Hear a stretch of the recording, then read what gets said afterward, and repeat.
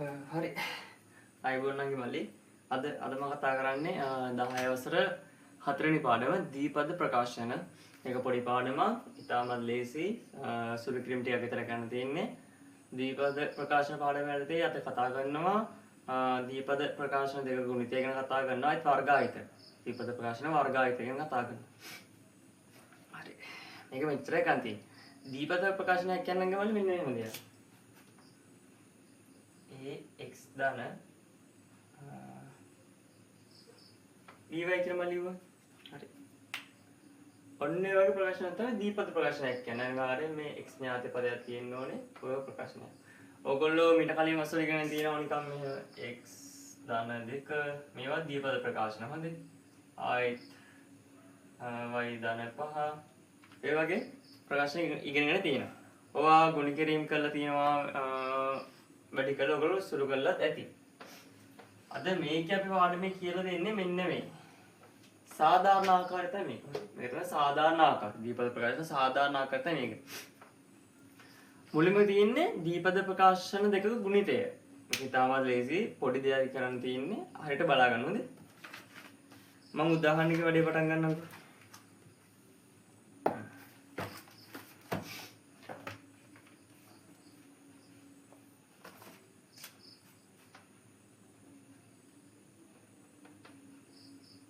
තුනයි x ධන 2 වැඩි කිරීම 2යි x ධන 3. ඔන්නම දීපද ප්‍රකාශන දෙකක් තියෙනවා. දැන් මේක ගුණ කරන ක්‍රම දෙකක් තියෙනවා. මම මුලින්ම පළවෙනි ක්‍රමය කියලා දෙන්නම්. හරි. දැන් පළවෙනි ක්‍රමය. මේක මෙහෙම නැගිවල කරේ. අපිට පුළුවන් මේ තියෙන දැන් මේ ඉස්සරහ දෙන ප්‍රකාශනයේ තියෙන දීපද ප්‍රකාශනේ මේක මුල් පදේ තියෙනනේ. අපි මේ මුල් පදින් වැඩි කරනවා දෙවෙනි දීපද ප්‍රකාශනයේ මුල් පදේ. ඒ කියන්නේ එහෙම 3x වැඩි කරනවා 2x කියන. 3x වාරයක් 2x. ආයෙත් අපි කරන්නේ මෙන්න මේ මුල් පදෙන් මේ ආයෙත් මේ දෙවෙනි දීපද ප්‍රකාශනයෙන් දෙවෙනි පදේ වැඩි කරනවා. එහෙනම් මෙහෙම. මේකෙන් ආයෙත් මේ පදේ වැඩි කරනවා. 3x වැඩි කිරීම 3. දැක්කනේ? ඒ ආකාරයට අපි කරනවා මෙන්න මේ දෙක තියෙනවානේ.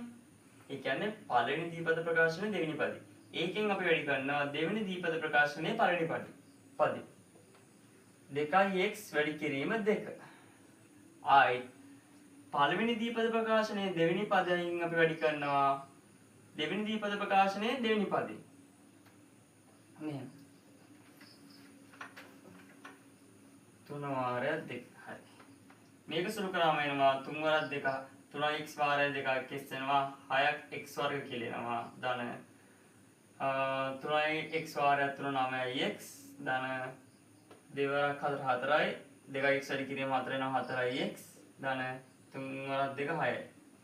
මෙතනින් ෆයිනල් ආන්සර් එක නා 6යි x වර්ග ධන 9යි 4යි 13යි 13යි x ධන 6 කිය.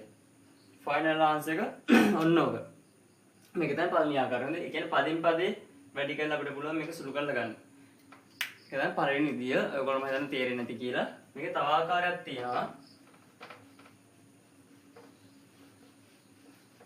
ඒකෙදි කරන්නේ මෙහෙමයි. හොඳයි. දැන් අපි කියන්නේ පදින් පදේ වැඩි කරානේ. මේකද අපි කරන්නේ දැන් හිතන්නකෝ මෙන්න මේ 2x තියනවා කියලා මේ 2x ගේ මම ප්‍රකාශනය වැඩි කරනවා මෙහෙම. මේක දෙවෙනි ආකාරය. හොඳයි. එහෙනම් 3x ධන 2 සම්පූර්ණයෙන්ම වැඩි කරනවා 2x ගේ. දැන් දෙවෙනි පදේ දෙවෙනි දීපද ප්‍රකාශනයේ පළවෙනි පදෙම මුළු ඉස්සරහට තියෙන මුළු පළවෙනි දීපද ප්‍රකාශනයම මම වැඩි කරා. ඒතු කිරීම දැන් මෙතන ධන 3 තියෙනවානේ. දැන් මේ ධන 3ෙන් මම ආයෙත් වැඩි කරා මුළු ප්‍රකාශනයම ධන 3 හාරය 3x ධන 2. දැන් මේක සුළු කරාම එනවා 2x නේ. 2 වරක් 3 6 6x වර්ග ධන 4x ධන 9x ධන 3 වරක් 2 6. මේක සුළු කරාම එනවා 6x වර්ග ධන 4 3 13x ධන 6. පැහැදිලිනේ? ඒ කියන්නේ මුල් ප්‍රකාශනයේ පද එක පදේ ගානේ වැඩි කරනවා. මේ ප්‍රකාශනයේ ආරම්භක ප්‍රකාශන ඕනම වල පුළුවන් මේ ප්‍රකාශනයෙන් පුළුවන් මේ ප්‍රකාශන වැඩි කරන්න. ඒ ආන්සර් කියනවා. 3x න් 2x ධන 3 වැඩි කරන්න. බලමු. එතනනවා 3 6x වර්ග ධන 3 9x. ආයෙත් මේක වැඩි කරනවා 4x ධන 6. එහෙම පුළුවන් දෙපැත්තටම පුළුවන්. ඔක තමයි දෙවෙනි ක්‍රමය. හොඳයි. පැහැදිලිනේ ඔන්න ඔච්චරයි තියෙන්නේ අපි ගානට එක හදමු ගානට එක හදලා මේක තියෙනවා හරි අනික අර එළවල වල තියෙන වර්ග සමීකරණ එක තනි කරන් පාඩම මේ මොනවද ඉතින් ඒවත් එක්ක නේද බලමු ගණන් ටිකක්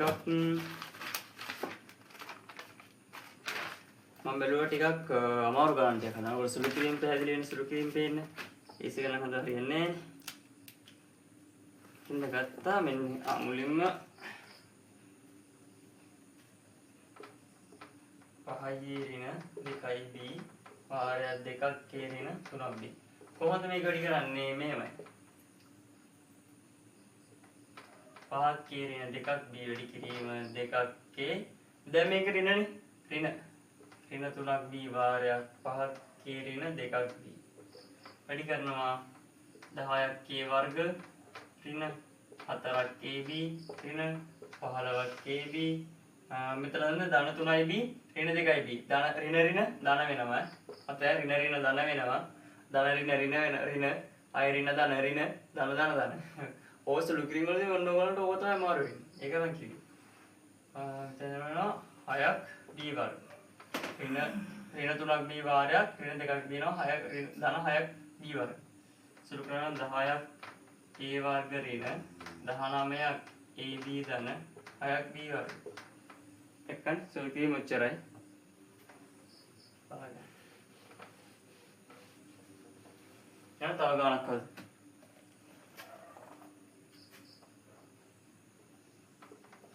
කබෙති තුنين එකක් p ධන භාගයක් q වැඩි කිරීම 3න් 2ක් p ධන භාගයක් q මේක සුළු මේක තමයි දැන් සුළු කරන්න තියෙන්නේ මේක කොහොමද සුළු කරන්නේ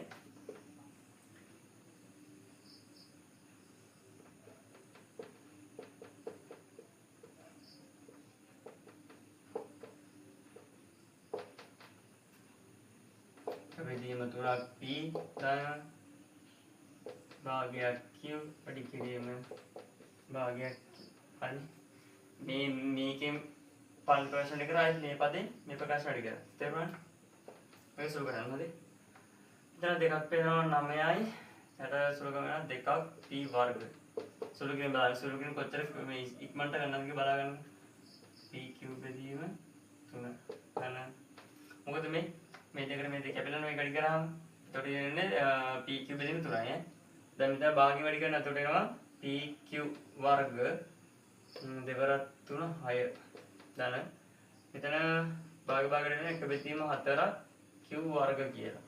හරි තේරුණානේ? භාගයට කරාම එක බෙදී pq දැන් pq බෙදීම 6 ධන q වර්ග බෙදීම 4. දැන් කොහොම වෙනවද දැන් මේක අපි කරන්නේ මේක තවත් සුළු කරන්න පුළුවන්. මේක ඒතර අපි ගන්න පොදු හරය. දැන් මේක පොදු හරය ඔයගොල්ලෝ දැක්ක ගමන් පේන්නේ නැහනේ. මේක ප්‍රකාශනයක පොදු හරය ගන්න ක්‍රමයක් තියෙනවා. ඔයගොල්ලෝ කුඩා පොදු ගුණාකාර කරගෙන තියෙනවානේ. අන්න ඒ ආකාරයෙන් තමයි මේක පොදු හරය ගන්න. ඔයගොල්ලන්ට ඔය සංඛ්‍යා කොට තියෙ හිතා ගන්න බැහැ නම් එහෙම ගන්න. මෙතන තව පොඩ්ඩක් සුළු කරගමු හරි. දෙකක් t වර්ග බෙදීම 9 දාලා මෙතන අපිට පොදු හරය ගන්න පුළුවන් නේ. 6 ගන්නකො. එතන 2යි දෙකෙන් වැඩි කරලා 6යි 3ක් pq ධන q වර්ග බෙදීම 4. දැන් 9 6 4. මොකද්ද මේකේ කුඩා පොදු ගුණාකාර අපිට ගන්න පුළුවන් 9 6 4.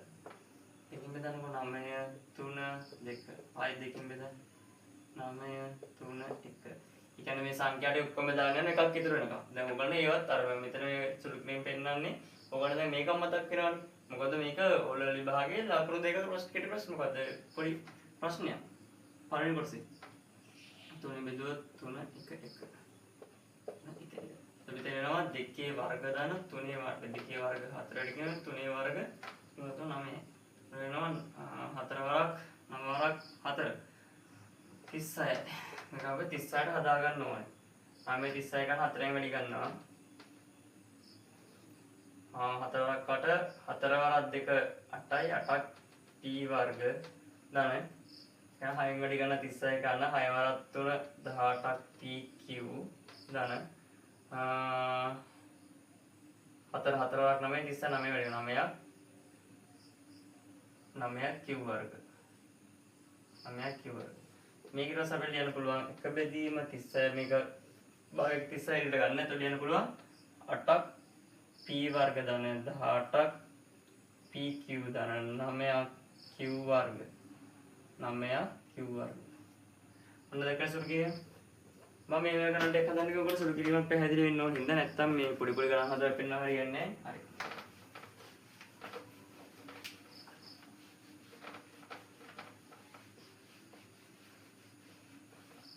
අපි තව ගානක් හදමු.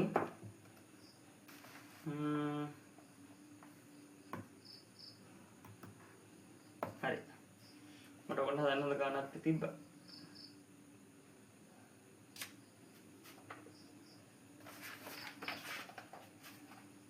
ऋण 7ක් k ऋण 5ක් l ඉකීම 3ක් k ධන 4ක් k. දැන් මේක මෙහෙමනේ. මේකට ඉක්මනට සුළු කරමු. සුළු කිරීම බලා ගන්න.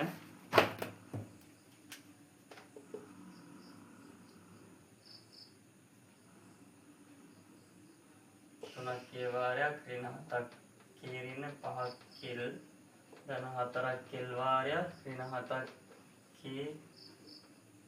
7ක් k ඍණ 5ක් k. මේකට කරනවා ඍණ 10ක් k වර්ග 3 වරක් 7 වරක් 3 21යි. ඍණ 21ක් k වර්ග ඍණ ආයත් 3 වරක් 5 15ක් k ධන නිමිත ඍණ වෙනවා 4. ऋण 4 තියෙන්නේ 28යි. 7 වරක් 4 28යි. 28ක් k ඍණ 20ක් l වර්ග. අනිත් සුළු කිරීම බලන්න. 7 වරක් 4 ඍණ 28යි. ඍණ 28ක් k ඍණ 20ක් l වර්ග. 4 වරක් 5 20යි. මේ තමයි සුළු කරගමු. ඊට මෙතන එනවා ඍණක පොදුවේ නේද? අපිට පුළුවන් මේ ඍණ එකක් එළියට ගන්න. හරි පොදුවේ. එතන 21ක් k වර්ග 15 28යි. 15 28යි ගන්නකොට මේ ඍණ එකතු වෙනවානේ. මෙතන ඍණ එකතු වෙනවා. එතනවා 3යි 43ක් කරේනවා. හරි එකක් විතර ඉඳලා දැන් ධන වෙනවා 43ක් k ධන 20ක් l වර්ග. දැක්කම සුළු කිරීම. ඔච්චරයි. හරි ගණන් හදුවා ඇති. එනවා ඕන කියලා දෙන්න මේක අන්තිම කියලා වර්ගායත ප්‍රකාශන සුළු කිරීම. දීපද ප්‍රකාශන වර්ගායත. ඒ කියන්නේ මෙච්චරයි හරිද? දැන් හිතන්නකෝ. දීපද ප්‍රකාශනක් තියෙනවා a ධන b. b ගේ වර්ග. දැන් මෙහෙම තියෙනවානේ. මේක දැන් අර විදිහට අපිට ලියන්න පුළුවන් මෙහෙමනේ මේක තියෙන්නේ. a ධන d a ධන b. මේකට සුළු කරගන්නකො. සුළු කරගත්තාම වෙනවා a වර්ග ධන ab ධන ba ධන b වර්ග. මේක දැන් පද ටික එකට එකතු කරාම a වර්ග ධන දෙකක් ab ධන b වර්ග. මෙහෙම වෙනවනේ. මෙන්න ප්‍රකාශනයක් වෙනවනේ. මෙන්න මේකයි වර්ගායත. දැන් තියෙනවා මේකේ වර්ගය. a ධන b ගේ වර්ගය අපිට ලියන්න පුළුවන් මෙහෙම. කෙලිම මෙහෙම ලියන්න පුළුවන්. a වර්ග ධන දෙකක් ab ධන b. මේක වෙලා තියෙන්නේ මුල් පදේ තියෙනවනේ. මුල් පදේ වර්ගය. ආයි දෙවෙනි පදේ වර්ගය. පද දෙකේ ගුණිතය. ඒ කියන්නේ a වාරයක් b ගුණිතේ දෙගුණය. දීපද ප්‍රකාශනයක තමයි මෙතනදී. දීපද ප්‍රකාශනය මේක තමයි සමීකරණය. අපිට ඕන දීපද ප්‍රකාශනයක් වෙන්නේ මේක දාලා සුළු කරන්න පුළුවන්. ටක් ගාලා ගානකින් පෙන්නන්නම්. a වර්ග ධන දෙකක් ab ධන b වර්ග. මම කියන්නේ දීපද ප්‍රකාශන සාධාරණ ආකාරය කියන්නේ වර්ගායත දීපද ප්‍රකාශනයක සාධාරණ ආකාරය තමයි a වර්ග ධන දෙකක් ab ධන b වර්ග. කරන්න මෙහෙම. ගානක් හදමු දැන්. x ධන දෙකේ වර්ගය හොඳේ. මේක මුල් පදේ වර්ගය x වර්ග පද දෙකේ ගුණිතය. ගුණිත කරනවා x වාරයක් 2. ඒකයි වැඩි කරනවා 2කින්. එතකොට 2යි x දෙකෙන් වැඩි කරනවා 4යි x ධන අවසාන පදේ වර්ගය. දෙකේ වර්ගය 4. මේක නේද බලන්න ඉන්න මේක ලොකු සුළු කළ බලන්න මේක නෙමෙයි දෙන්නේ කියන මේකෙන්. ඔන්න ඔකයි හොඳේ. තේරෙන්නේ නැති. හරි. ඊළඟට තව මෙහෙම එකක් තියෙනවා. ඔය විදිහටම ඍණ පදයක් එක්ක තියෙන එකක් තියෙනවානේ. ඒ ඍණ වීගේ වර්ගය. දීපද ප්‍රකාශනය මෙන්න මෙතන ඍණලා තියෙනවා. අන්න ඒක කෙලිම ලියන්න පුළුවන් මෙහෙම. a වර්ග ඍණ 2ක් ab ධන b වර්ග. මුල් පදයේ වර්ගය ඊළඟට අවසාන පද දෙකේ ගුණිතයේ ඍණනේ ලකුණ ඍණ. පද දෙකේ ගුණිතයේ දෙගුණය හැබැයි ලකුණ ඍණ. ආයත අවසාන පදයේ වර්ගය. මෙතන මේ ඍණ b වර්ග වෙන එක විතර දැනලා තියෙනවා. හරි. ඍණ 4කින් මේ වගේ එකක් වර්ග වලත් එන්නේ ධන 16න්. ඒ ඍණ පදේ වර්ග වෙනවා. ඍණ වර්ග වෙද්දී ධනනේ වෙන්නේ. ඒක එච්චරයි. හොඳේ. මේ ටික එච්චරයි. උන්නතරේ වර්ග ආයත. ඔයගොල්ලෝ තේරෙන්නේ නැති. ගණන් දෙයක් හදලා පෙන්නන්නම්කෝ ඔකට.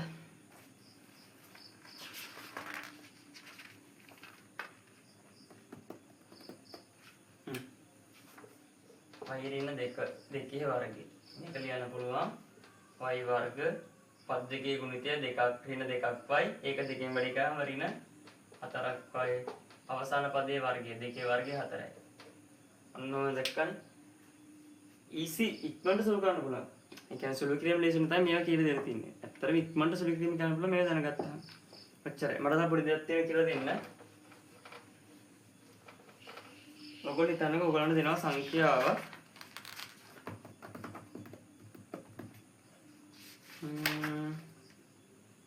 වැඩක් කියලා දෙන්න. හොඳේ. තව පොඩි දෙයක් බලමු. දැන් මේකේ තියෙනවා මම ගන්නවා 105 වර්ගය. 105 වර්ගය. මේක හොයන්නේ මෙහෙම. කොහොමද හොයන්නේ? මම මේක කොටස් දෙකකට කඩා ගන්නවා. 100 ධන 5 වර්ගය. දැන් මේක අපේ අර වර්ගායත ප්‍රකාශනයෙන් හොයාගත්ත සමීකරණේ තියෙනවානේ. ඒකට කෙලින්ම දාන්න පුළුවන්. කොහොමද දෙන්නේ? මුල් පදයේ වර්ගය. ධන පද දෙකේ ගුණිතය දෙගුණයි. 100 වරක් 500 500 දෙකෙන් වැඩි කරාම 1000යි. ධන 5 වර්ගය 25යි. එතකොට එනවා 10 ධන 10 ධන 25. ඉතින් එනවා 11025යි. Final answer 11025යි. තේරෙන්නේ නැතිනේ? මෙහෙම තියෙන එකක් අපිට දැන් වෙනදා නම් මේක වැඩි කරලා එහෙම නෑ නෑනේ. එහෙම ඕනේ නෑ. මේක වෙන්නේ කොටස් දෙකකට කඩාගත්තා. අවුලක් නෑ. දෙක එකතු වයි 105 හදනවනේ. ඊට පස්සේ අපි හදාගත්ත සමීකරණ දාලා සුළු කරගත්තා. ඔච්චරයි. තව ගණක් එකෙන් පෙන්නන්නම්. ඊට පස්සේ මම මේ පාඩම ඉවර කරනවා. ඊළඟ 102 වර්ගය. මේක හදාගන්න පුළුවන් මෙහෙම කොහොමද? 100 ධන 2 වර්ගය. 100 කියන්නේ ඉස්සල වගේම 10000යි. ධන පද දෙකේ ගුණය 200